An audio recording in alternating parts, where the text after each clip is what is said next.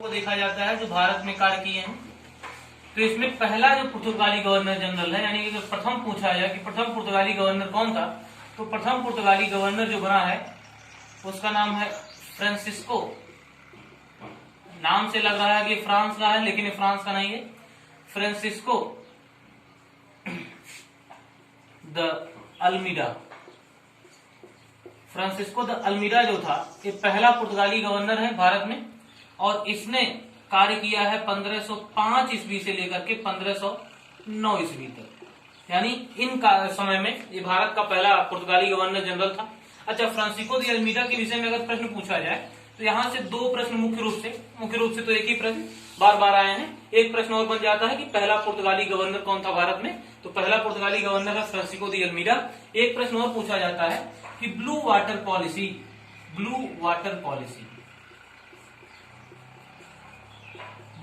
Policy को लागू करने वाला भारत में कौन सा गवर्नर जनरल था, तो ये एक पुर्तगाली गवर्नर जनरल था जिसका नाम था फ्रांसिस्को द अल्मीडा।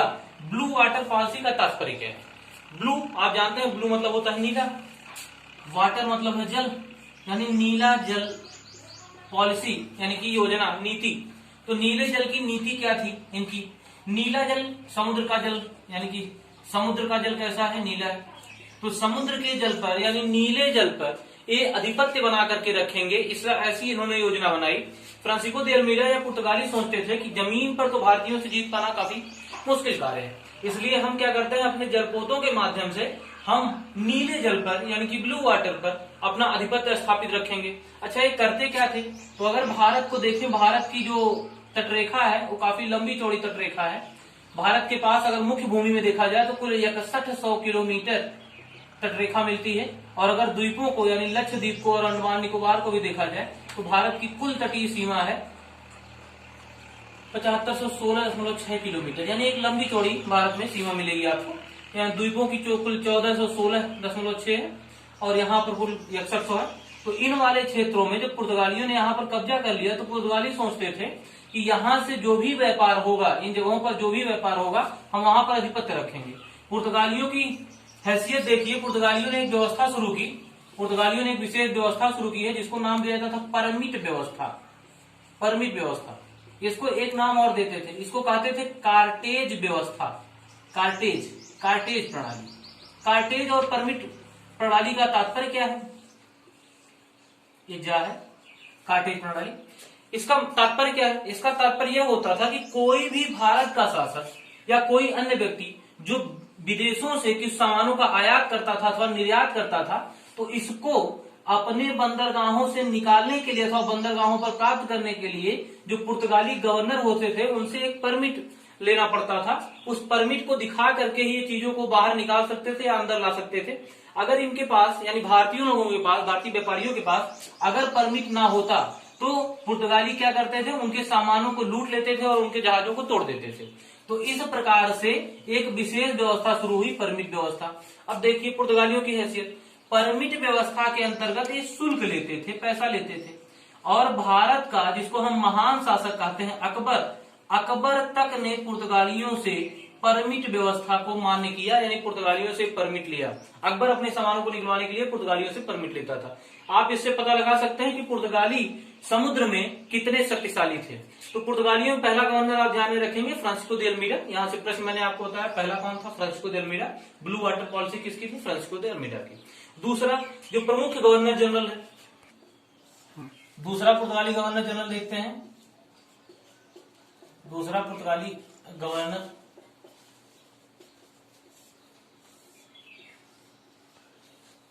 इसका नाम था अल्बुकर्क।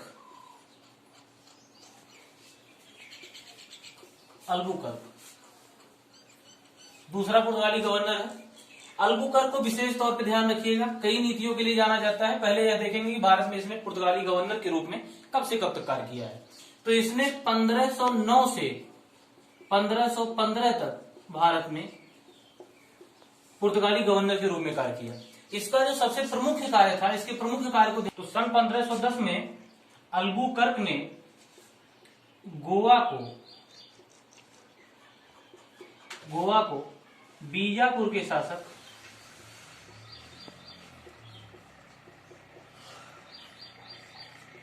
गोवा को बीजापुर के शासक यूसुफ आदिल शाह से जीत लिया। यानी कि यूसुफ आदिल शाह से अल्बुकर्क ने 1510 में गोवा को जीत लिया और गोवा इनके अंडर में आ गया। अल्बुकर्क के अन्य कार्य देखें। अल्बुकर्क को माना जाता था कि यह हिंदुओं का समर्थक था, हिंदुओं का समर्थक, और मुस्लिमों से यह जलन रखता था, यानी मुस्लिमों से ईर्ष्या।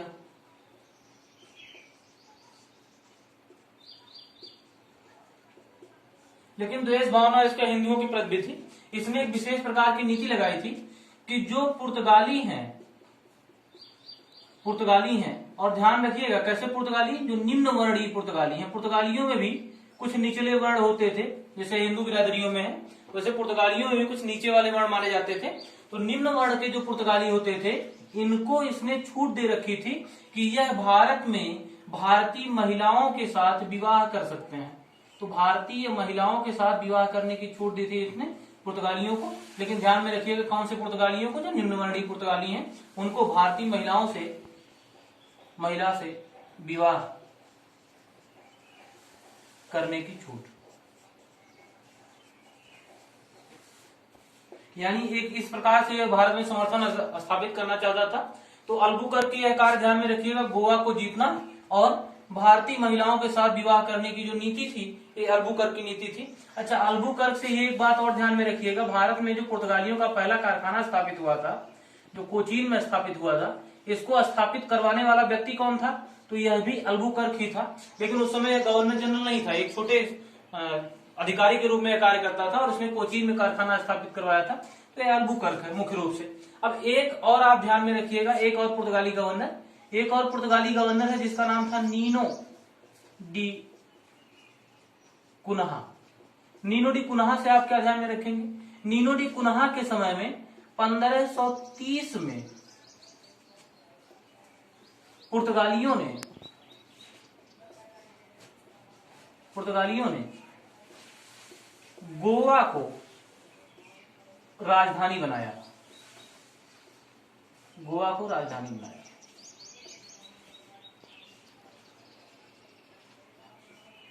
तो यह मुख्य रूप से पुर्तगाली गवर्नरों के कार्य थे। इसके अलावा अन्य पुर्तगाली गवर्नरों के विषय में आज जानने की कोई आवश्यकता नहीं है, तो हम लोग यहां तक इसको देखेंगे। अब पुर्तगालियों के योगदान के विषय में हम लोग आगे बढ़ेंगे। पुर्तगालियों की देन देखते हैं कि भारत में पुर्तगालियों की क्या देन रही।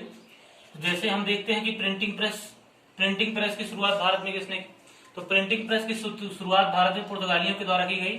सन 1556 में गोवा में पुर्तगालियों ने पहली प्रिंटिंग प्रेस की स्थापना की और 1557 में इस प्रिंटिंग प्रेस के द्वारा जो पादरी होते थे, चर्च के पादरी होते थे, इनकी पुस्तकें छापी जाती थी। इनके में बाइबिल भी छापा जाता था, बाइबिल छपा। पुर्तगालियों का एक मुख्य कार्य तो व्यापार करना भारत में रहा है। व्यापार के साथ साथ यह यूरोप में कहते थे कि हम ईसाई धर्म का प्रचार करने जा रहे हैं, और धर्म के प्रचार करने के कारण इनको पूरी जनता का समर्थन मिलता था। तो व्यापार एक कारण था और धर्म का प्रचार भी एक कारण था। तो इसलिए भारत में आकर के इन्होंने अपने धर्म का प्रचार करना भी शुरू किया, यहाँ से व्यापार करना भी शुरू किया। अन्य इनके योगदान देखते हैं तो ये उत्तरी अमेरिका से, यानी अमेरिका महाद्वीप से आलू लेकर के भारत में आए, जो आज भारत के लिए सबसे आवश्यक है। आप जानते हैं हर सब्जी में आलू का प्रयोग। मक्का, तंबाकू भारत में लेके आए। एक प्रश्न यहाँ से उठता है कि तंबाकू भारत में जो पुर्तगाली थे वो किस शासक के समय में लेकर के आए थे? एग्जाम में यह भी प्रश्न बन चुका है, तो आप ध्यान में रखिएगा कि पुर्तगाली तंबाकू भारत में मुगल शासक जहांगीर के समय लेकर के आए थे। जहांगीर एक नंबर का पियक्कड़ कहा जाता है, ठीक। काफी जहांगीर नामा में इसने खुद ही लिखवाया है कि ये दिन भर में 24 पैक पीता था। तो जहांगीर जो था, इसके समय में पुर्तगाली भारत में तंबाकू लेकर के आए और जहांगीर ने ही तंबाकू पर प्रतिबंध लगा दिया। यानी अगर एग्जाम में यह प्रश्न पूछे कि तंबाकू पर प्रतिबंध लगाने वाला शासक कौन था, तो जहांगीर तंबाकू पर प्रतिबंध लगाया था और जहांगीर के समय में ही पुर्तगाली भारत में तंबाकू लेकर आए थे। अन्य योगदान में देखते हैं ब्राजील से टमाटर, शरीफा, मूंगफली, रबर, आप जानते हैं जिसके उत्पादन में केरल आज भारत में पहले स्थान पर है।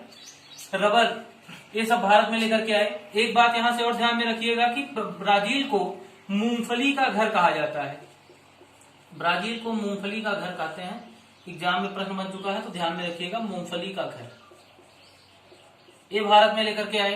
अन्य कुछ फल है भारत में, कुछ सूखे मेवे हैं, जैसे काजू देख लें, काजू, अमरूद, पपीता, अनानास, इस प्रकार के फल भी पुर्तगाल वासियों ने अन्य देशों से भारत में लेकर के आए। अब देखें पुर्तगालियों का पतन कैसे हो रहा है। पुर्तगाली इतने समृद्धशाली थे, बहुत समय के पहले आए थे, जैसे हमने आपको कल बताया था कि 1498 में ही इनकी एंट्री हो गई थी। और इसके बाद दूसरी जो कंपनी स्थापित हो रही है डच, या फिर दूसरी कंपनी की स्थापना में ब्रिटिश ईस्ट इंडिया कंपनी 1600 में, डच ईस्ट इंडिया कंपनी 1602 में।